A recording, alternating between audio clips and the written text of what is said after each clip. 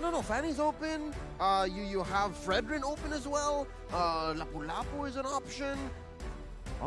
Even Farsa were snubbed in the bans. Absolutely. So boxes in range, no question.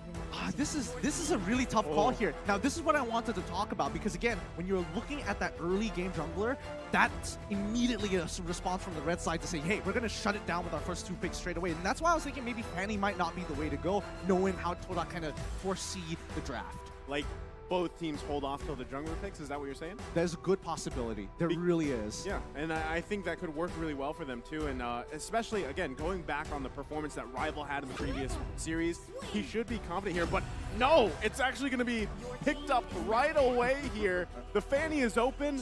They're going to lock it in. Yep, Onic, make that first move. It's easier to just set the pace and to have your opponents think of how to solve it, right? Especially if their first pick was a carry. As much as I love the carry in this current meta, this current patch, super strong, right? They buffed her dash. She can like dash every X seconds. You just blink and she's already moving, right? The Fanny doesn't help that. Like, it's so hard still to catch a Fanny with a carry. So, speaking of which... Oh no. Yeah. I love it. I love it. I love how we were making eye contact as soon as you look down. Watch. Oh no, Hilda's got locked in. So good, so good.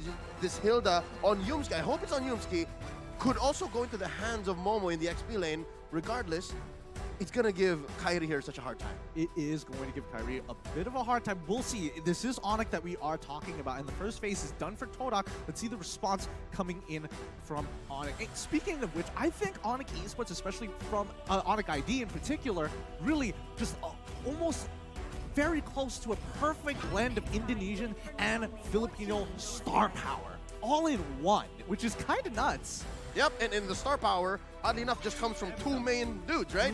Coach Yem and Kairi, and that's enough. Hey, let's not. I'm not taking credit away from Keyboy, man. He's got a place in my heart too. Oh, I like the ban. Like, I like the fact that the Hayabusa was banned out because before all this, I was like, you know, Rival had an amazing performance on the previous game, and it happened to be the Hayabusa, who, again, could have also gone in the hands of Kairi. But again, you leave that Fanny open, that's the pick, right? That's the pick he's going to go with. And as you guys mentioned, it is the perfect blend. And that's why, again, you've seen this Onic Esports team really thrive with those additions, right? And that's something that nobody that is either a fan or maybe they're not a fan, but they can't deny that fact. Yeah, it just becomes inevitable. You can deny it.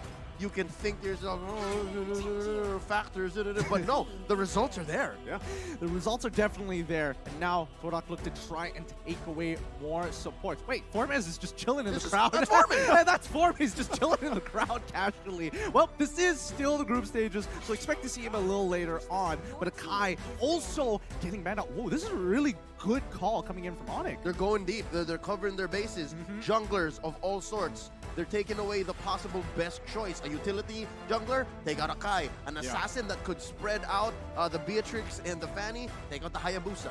Maybe they want to, I don't know if this is going to happen, but maybe they want to play against that Fanny Ling in the jungle. That could happen. Because again, your options are, like you said, they're covering the bases, right? You have the assassins, you have those tanky junglers.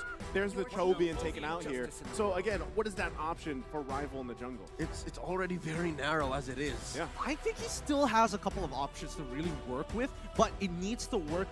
Coincidentally, it needs to work well with Momo in the EXP lane, right? Because they could take the angle of, hey, let's jump into the backline. We're specifically targeting this Beatrix, or maybe looking to have a hero that can force out farmers to use that call altar as soon as possible. Possibly thinking of Song. That's an XP laner, yes. So we're looking at Momo more than Rival. It's going. The solution can come from either. Exactly. And let's not forget the classic Todak.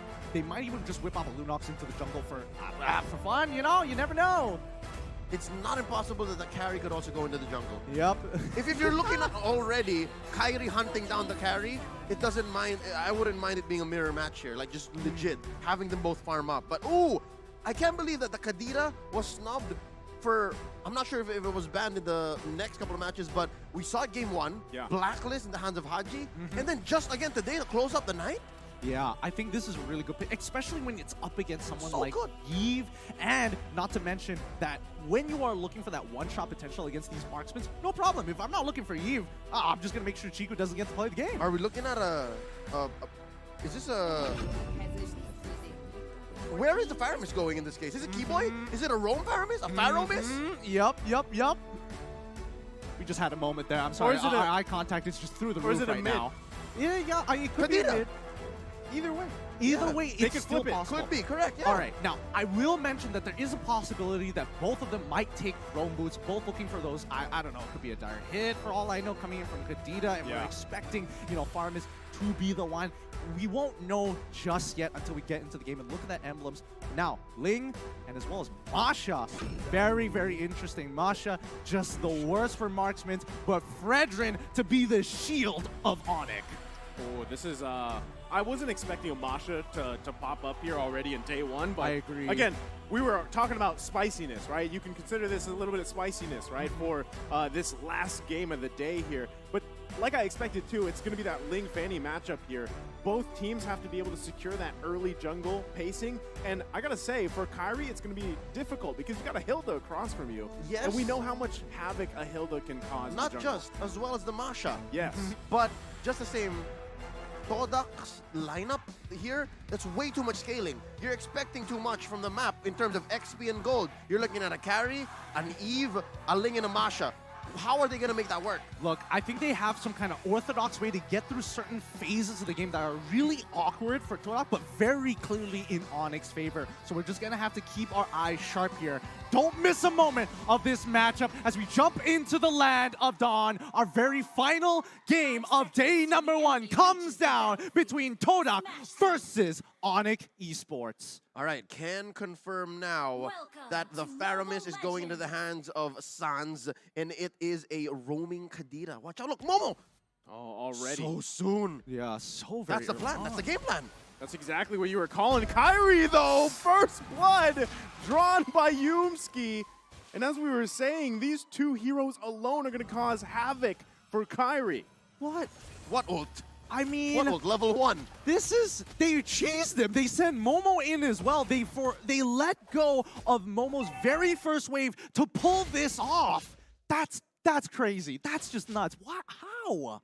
How? It's all about the collapse. Again, Kairi is rocking the high and dry. He's expecting that there would be... I think that's what I was expecting as well. They're looking for some scale-in, looking for at least to build up some EXP and some gold to make this matter. But instead, they went the complete opposite. It's a total langar. Just bumped straight into the jungle. That's the idea. And even Onic, they are a little bit more aware of what Yumski is trying to do, but Kairi is losing levels of time. Yeah, Yumski gonna be careful here if he can, but Kairi able to take the revenge, gets the kill. But Rival now should be able to just secure himself a purple buff. Oh my goodness, this is the plan all along. Attack the jungle, take away the early game prowess with just simple tactics. Really nicely done by Todak all the way through. And I think this is how it's going to work for Todak. Their game plan is to disrupt the jungle, force Onic to send 2 or 3 members from either their lanes or force mid to go into that jungle to protect Kairi, and then eventually they will find equilibrium. Hell, even break even, make more money. Look, they're 300 gold lead, 2 minutes in. I mean, I hate the fact that they were able to pull this off because Momo, he comes back into lane and look at it. He's level 3, 2 Boots who just hit level 4. Very slight difference, but he's going to hit level 4 eventually. Like, Momo just needs 2 minions. But I think this still works out, right? All of that in the last 2 minutes just makes a breeze for the first turtle here. So that's already huge, at least in terms of economy. But here in the mid lane, Yumski going to be the focus again. Oh, can he get away? 1 hit, he's going to bob and weave and survive. The moves and grooves. Moves and grooves. As you put it so eloquently, could have been, but that's what you get with the Hilda. That's why there's a room for her in the meta at all times, especially when assassins like Ling and Fanny are a thing. It's got to be so frustrating because Onic invested a lot of time and a lot of movement on the map. 5 people made contact with Yumski before he got out of there, popping that sprint at the same time. So at the very least, Onic now setting up that front line, making sure, Todak doesn't get too far away with this. And he's not stopping. Look, he's there again. He brought Rival there. Oh, Onic Esports, though, trying to do their best to work around it. It's Chiku, guys, that falls here. Now they're going to get out of dodge the best they can. Yumski going to be the focus. They're still looking to pursue as Boots goes in, gets the taunt, but Moon gonna have to flicker out. It's Yuki gonna be the focus again. Kyrie grabbing another kill. There we go. Onic seeing exactly what they need to do. Saw Yumski and we're like, okay, there might be more this time. Todak might escalate things. And as soon as Chiku guys came into vision, instant pounce. Yeah, fool me once, shame on you. Fool me twice, not gonna happen. So Onic understands that they have to make the most of these rotations. If they're gonna answer, something's gotta give. They have to commit something and gain something. Rival. What? Oh, he got really, really close to actually getting that kill, but Yumski gonna, face check it first. I'm very curious as to see how Todak is actually going to transition into the mid game specifically, because that's when you expect to see Onic really getting out of the laning phase and working as a unit. I think that's a good point, but at the same time, Onic Esports at this point, it took them what, 2-3 minutes to figure it out. That real adjustment already, and now I feel like now that this next turtle is up, they do have a choice. Do we just give it away? But look at the positioning already from Onic Esports. Yumski though gonna spot out CW, but Sands and Boots not too far, but they're too late.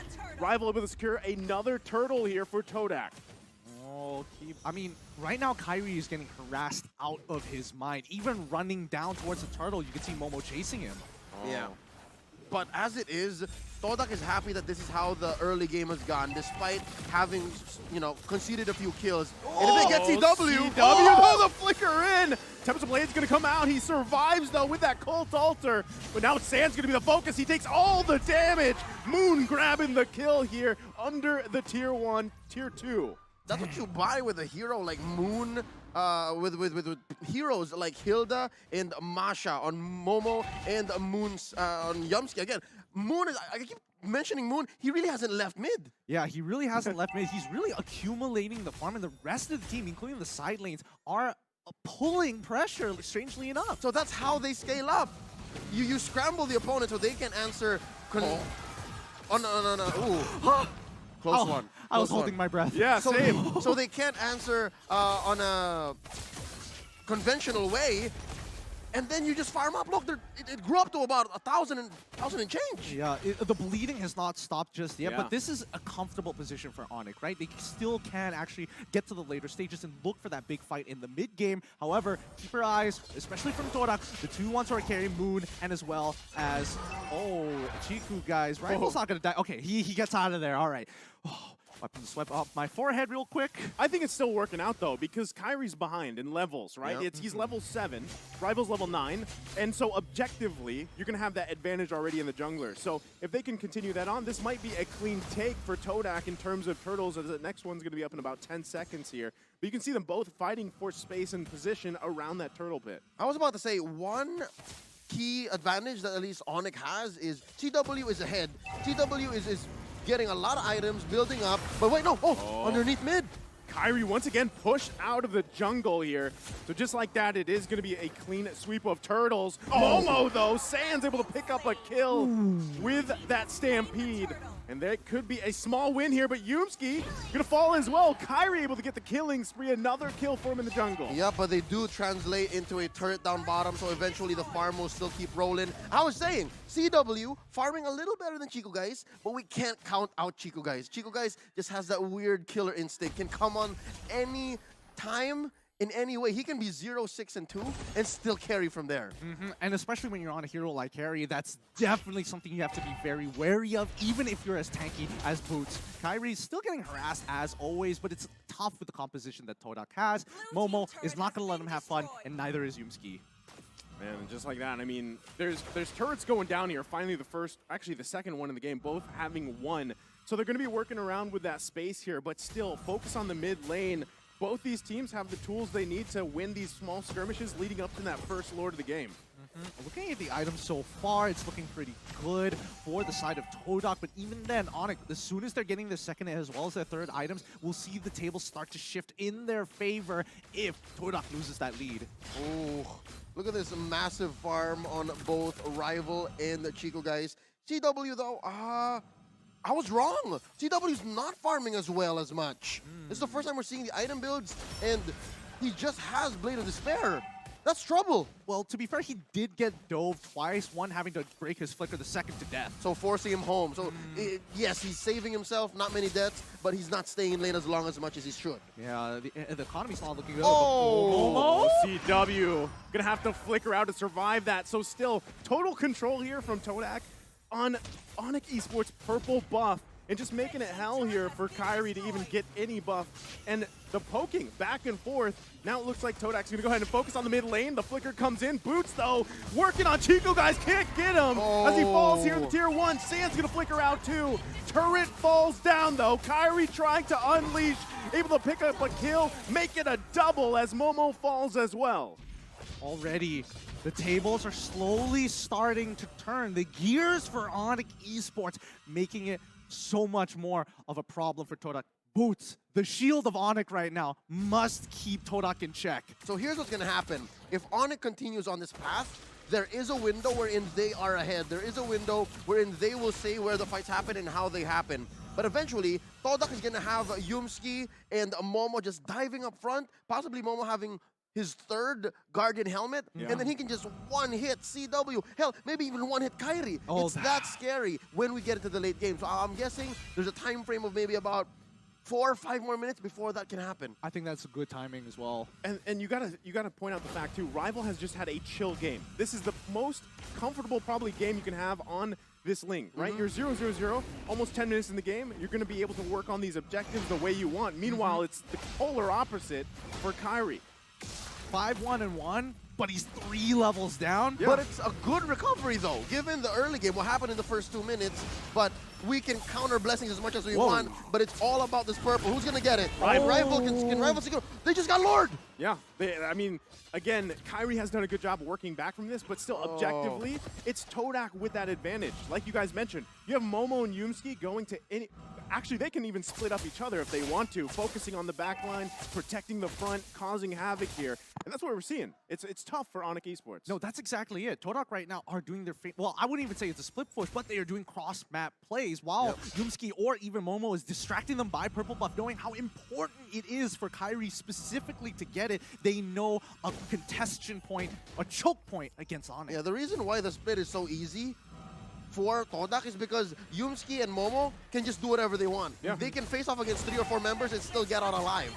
So that's why all the rest of the members of Todak are still farming elsewhere. And they're pushing hard. They're going to get that taunt off, but still it's only a turn that goes down. Kyrie from the backside, though, can't get a kill. It was almost there, but he's going to fall here. Boots, though, going to fall as well. Chico, guys, taken out, but it's a 1-for-3 trade. And now Todak knocking on the door of Onic Esports. Oh.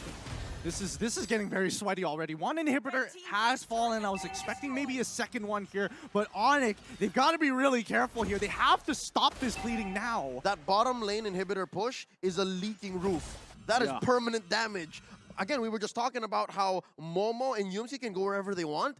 This makes it worse. You constantly have to send someone to clear that wave down bottom, or else you suffer a possible split push win. Oh boy, but once again, this contention point, these high intensity areas, purple buff, Lord right now, and I'm guessing that Todak wants even more. They're gonna start going for the orange. I wonder if, like, how many purple buffs Kairi has actually been managed to get this game. That's actually a really good point. I don't know if that's the first one, maybe it's the second, but he hasn't had many opportunities to take it. So finally, but still, even 12 minutes in the game, you can see how much pressure is being put there on that crucial buff here for Onic Esports. For sure. And I think, let's keep in mind, let's have a look at the replay one more time for that fight, because even though Onic looked like they had the initial upper hand, it turned around so quickly once Momo got into the fight. Very key. Watch where Chico, guys, is and how many heroes from Onic he had on him before he eventually died. But do the math, folks. Do the math. 1-for-3. Take that trade any day. Any day for sure. But Todak, with a 5.5k lead here, it's only going to be fruitful for... Whoa! Yo, where did half of his life go? I mean, he is 5-2-2. He has high and dry. Correct, right? And then Rival was alone, so it makes sense. But like Rival's got like 10k on Kairi, who's like 3k down, and he's you know also what? 2 levels ahead of him. Yeah, you're 2 levels ahead. I would imagine you would do like a quarter at the very least. Could be the items, and Again, I didn't see where Kyrie came from. He was going at full speed, but could also be a factor. That's how much damage he was dealing. Oh Yeah. boy. All right. And then these Lings, they don't build any defense items at all. Oh, that's a good point. Yeah. That is a good point. Pop him, glass cannon. Well, let's see whether the glass cannon is going to be enough for this interaction. Yet again, purple buff going to be choked out here. Onic Esports still fighting for it, but it's going to ultimately be taken away. Momo and Yumski doing exactly what we painted the picture here. Yeah. Keyboy, though, waiting patiently, because now that the Lord is up, this could be a crucial pickoff if Keyboy can find it, as he waits patiently in that bush for now, but Todak not even going to enter that area. Oh my goodness, is somebody going to check it? Oh, can he get hit? Rival's going to be in trouble. Gets the Tempest Blades out. And now Keyboy's going to be the one punished here. You're kidding. What a play coming out from Rival. You're kidding. That didn't one-shot him. What's going on? He had everything, even Magic Worship. He played it perfectly. At this point, Keyboy hasn't really farmed up, couldn't stay in the lane, get the XP, get the gold that he needed. He just could not. And you're looking at Rival who's at level 15, level 14. Keyboy's at 11. Just the base stat growth just made the difference. It really did. And I mean, right now at the 42K mark, they are clearly at an item power spike against Onic, who's at 37. They just need a little bit more time to catch up. But with this Luminous Lord, I don't know. We're expecting to see at least another inhibitor turn, or at the very least, a 5v5 fight. Yeah, I think, you know, as this Lord marches down on the bottom side, Onic Esports is still, even with this defense, they're going to have their work cut out for them, because what you're seeing is just engage after engage. And Keyboy, I mean, look how tanky Yusuke is. He's going to get dragged with the Stampede here behind enemy lines, but should be able to bob and weave out of there. They do lose that mid-turret, though. They're not even going to wait for the Lord here, as Todak is into the base of Onic Esports. Lord has made its way to the base. They lose that mid lane. And now they're going to lose more resources here, but Momo doing exactly what he needs to do. Kyrie trying to poke down anybody that he can. Lord should go down shortly. They might look to end it here. It's still hitting the base. Tempest Blade's going to be popped. Yumski, though, quite low. And for now, Onic Esports able to hold on. World-class defense coming up from Onic Esports. Incredible! Oh, run, Moon, run! And what a clapback, 3 for 2, and Onic is still breathing. So exactly how did that happen? All right, first up, I think Boots got a solid taunt and put down the members of Todak to a very acceptable level for Kyrie to clean up. Plus the pulls from Sans, who actually is doing great. I'd like to see what Sans is building here. Again, the replay coming up in just a couple seconds here. They were underneath the crystal, so best believe there was a lot of free turret hits, right? So here, look, watch Boots, watch Boots. Oh! See? Got her Appraisal's Wrath. You're right. The Appraisal's Wrath really making the difference, chunking out a lot of the members. But even prior to this, the fact that they were pulling the Lord's attention to minimize its damage on the crystal, that was making key. all the difference. That was key. Oh, they're still going to be going for it. It's CW, though, that falls here to Yumski. Now Rival on the hunt for Sans. Can he grab the kill? Gets the Cold Altar down. Tempest Blade's going to be popped here, and it's Chiku, guys. Taking out Kyrie. Going to flicker in and gets Keyboy as well. Todak is looking to end the game here in a huge match for Onic Esports. And now they're going to wait for that wave to come in. Rear World Manipulation going to come down. Boots trying to do his best to stall out. But now the wave's going to be charging in. Todak looking to end the game. Rival focusing on the crystal, and that's it. Todak takes the game against Onic Esports. There we have it! Todak winning both their matches here, and they've even taken down Onic. But don't worry, nobody's going home. This is only the first taste of M4. Congratulations to Todak. The one way that they could have done it, they did. They langured on through. Minute 0. They gave Kyrie hell. Minute 0.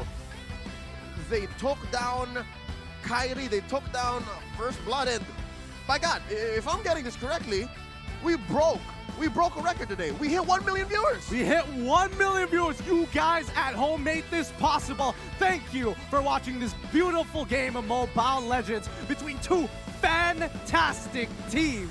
Oh boy, there's still plenty more to go, but this is only just day number 1. Yeah, and you know, as we want to celebrate this milestone, we do have a giveaway for all of our viewers. The first 20,000 viewers to correctly guess the answer will win amazing prizes.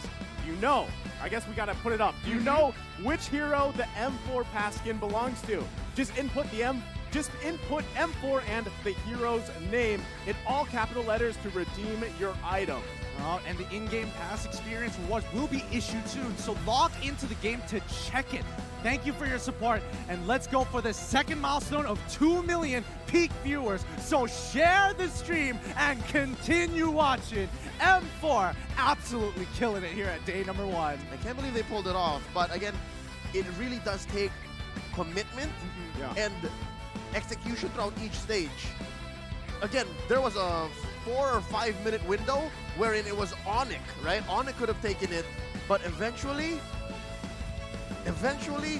they were gonna have inevitability on their side. This has been an incredible game. I don't know. We've seen a lot of interesting micro mechanics. More so, macro-wise, how they played this through. M4 does not disappoint. This is the best of the best. I'm a little bit in shock, right? I mean, because Todak, again, the momentum that they had from the previous years, they did it here too, right? And that's exactly what kind of the expectation was, but it was just executed flawlessly. And again, Yumski and Momo, the way that they kind of started the pressure and maintained it throughout the majority of the game, I think was a really key point here for their victory. Absolutely. And I think, we're moving away from, hey, Chiku being that superstar. His teammates are really stepping up to the mantle, making sure, hey, I'm getting out of the backpack. I've outgrown it now. It's my turn. It's time for you to hop on my shoulders. Yeah, no, us Moonatics have been doing this for years now. It is what it is. Moon on that eve, I'd like to see the stats very soon. I want to see what he built here. If he was more of a battle mage with a little bit of defense, a little bit of a hybrid, but I think the fact that you left the even mid lane to farm up against the Kadita and against the Paramis really held it down, made the difference in the mid to the late game. It truly did. So let's pull up the item build to figure this out, because overall, when you're looking at this matchup between Kadita and as well as Leave, you would expect Kadita to find a way to actually open up the mid lane or at least get first blood. Yeah, they overloaded him. Looking at this 16-minute, 35-second game, it was actually close. I did not feel that it was 14-12. In my head, folks, I don't know if you agree with me, it felt more like a 10-3 game, 10-4 game. I mean, when we're looking at that gold lead, it's like, yeah, that's what I'm feeling too. That's the same in general vibe we're getting. Yep, so looking at Moon, here's the answer to my question. He did build hybrid, and if I'm not mistaken, he was looking to build an immortality here. I know my man. I know my mid laner. But again, Momo and Yumski, that's who we're looking at. 0, 4, and 10. 3, 3, and 6, they made the necessary sacrifices, and we talked about it, right? That third Guardian helmet. He was gonna pop either CW, pop Kyrie, and let's see, Rival. See, nothing, no defense items at all. I'm not sure when that Rose Gold Meteor came out. If it was when Keyboy was trying to get him, to hit him with a one-shot combo.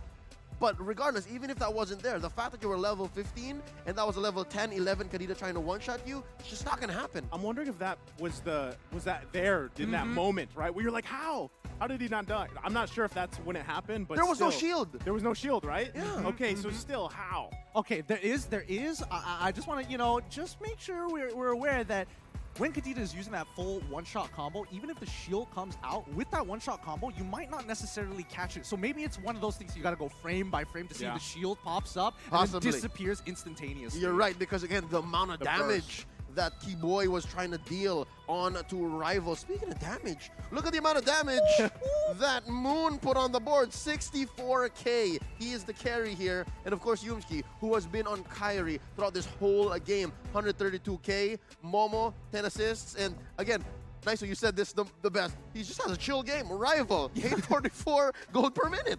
He did. I mean, that's the thing. I think at one point, maybe even mid-game, he was still 0-0-0. He had all the objectives he needed, and then even secured, I think that was that first Lord that he secured as well. So taking a look at the game MVP, though, it's none other than Yumski here, who did massive work, again, to stall out Onic Esports. Look, honestly, anybody from the side of Todak could have been the MVP in this case. I was sweating on who it exactly was going to be. They dominated in every single aspect, and even Onic pushing back against them. That was an impressive readjustment, especially when you don't have a coach telling you and VOD reviewing it with you moment by moment. Yep, note here the build, right? Has that Kiraz, has that Athena shield, and then the tough boots. That's all you need, because again, you get protection from physical, get protection from magic, and then you have that CC reduction to get Hilda into the bush. That's all that matters. It's so well played by Yumski once again with a phenomenal Hilda play overall. Let's have a look at the highlights one more time, because we really have to talk about the way that Todak was actually moving around the map and actually utilizing its players more like pieces than people. Yes, again, looking at their lineup, you would scratch your head. How did they get to this point? How did they farm this way? It demands so much scaling, so much XP. But as you put it, they use them as pieces. You put it together, you execute with a plan like this, and it just works. It leaves a lineup like CW, like Onyx, which is conventional. It just breaks. It really does. It just shatters. I feel like Onic were playing more like the humans this time around. They had empathy. It was like, hey, Kyrie is having a tough time. We need to help him right now. That's what I'm saying. Like, it was literally a team effort to crowd around the purple buff. So it took so much away from what, those other lanes, basically. And you put so much effort in trying to get a purple buff for your jungler that, again, everything kind of just collapses from there. And Todak did so well at just putting the pressure on the right spots. Even looking at the map, right? You're looking at the lineup. You have a Fanny, super mobile. You have a Fredrin who is just waiting in the bush and then just taunts like 4 or 5 dudes, right? Yeah. And then you make like Bane from The Dark Knight Returns. You think the map is your ally. And then Todak goes, I was born in the map. I was raised by the map. They own all 3 lanes plus the jungle. That's how this game happened. Honestly, it's pretty brutal. It really is pretty brutal how they control the map as a whole. But I do think that Onic, they definitely had moments of brilliance, especially with that defense towards the very end, and also that the way they maintained their team fights.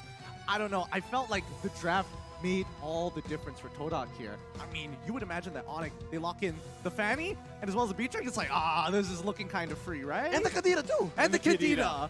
But then the wrench, or the curveball, whichever you want to call it, was that Masha pick to complement the Hilda. For sure. But let's jump on over to the standings here as a conclusion of the day to see where everybody currently is at. In Group A, Blacklist still on top with 1 point after their victory. Incendio is going to be sitting after 2 games at 1 point as well. Falcon at 1 point, and Burn, unfortunately, still looking for a point on the board. Just to put this into perspective, we're possibly looking at Todak already securing an upper bracket slot. Like, this is comfort right here, being 2-0 at day 1.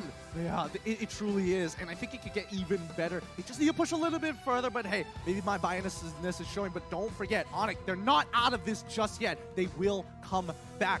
But let's have a look at tomorrow's schedule to see what's going to be happening and keeping up with this action here. It's going to be looking at some of our favorite teams from across the world, especially when we're talking about it's Group C as well as Group D. Man, if today was anything, I'm sure I can't wait to watch tomorrow, because there's a lot of favorites here too around the globe, right? We're starting off with RSG and OT. We've got the Valley, the second matchup versus S11, RRQ versus OT, then RRQ from Brazil, Akira, right, versus the Valley, Echo versus RRQ, and then we round out tomorrow, day 2, with Team Hawk and RRQ Akira. Tomorrow, the West comes out to play. Yeah. I'm so excited for Group C and Group D. I can't wait to see how it's in the Valley, and especially when we're talking about it, Echo as well. I have my eyes on them. This is tomorrow? Tomorrow, Echo versus RQ Hoshi's happening? Hey, look, we already had Todak versus Onic, man. We gotta push the extension somewhere else, man. There's too much pressure around my nation. I mean, there's there's the given hype matches, those big matches and everything. But I think if today states anything, there are surprises, right? I mean, there is teams that people don't necessarily know too much about, and even after today, they're like, okay, now we know about this team. Today alone, a lot of predictions got ruined. Yeah. My guess coins are crying. Mine are done. You just have to remind me about the guest coins. You just had to give it to me on that one. But Leo, I think this time we got to keep in mind that, anything could happen. Maybe even S11, maybe Occupy Thrones could be the ones who break through into the upper brackets. With that being said, hopefully you guys are going to be sticking around for tomorrow. And that has been the start of the Mobile Legends Bang Bang M4 World Championship Group Stage, day number 1.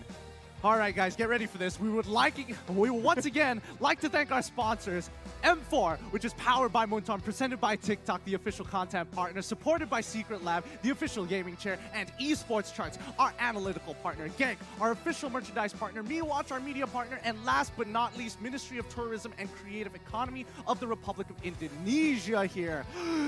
TikTok Live Carnival, cheer